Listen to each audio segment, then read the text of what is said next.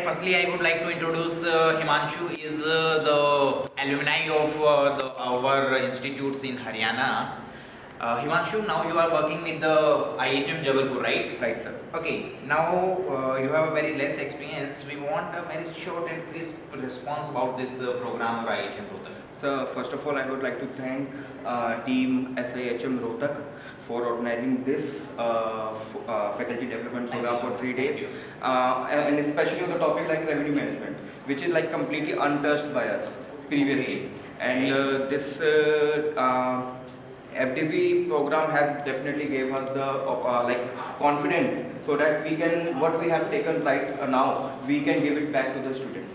Sure. And if I talk about the hospitality and the IHM Rohtak, then that been like such a top-notch hospitality here. Starting from my first day to I was about to leave, like so they always being very nice, very kind, very like supportive to us, and I really want to thank you, sir, and whole IHM Rohtak team. Thank you, sir. Thank you.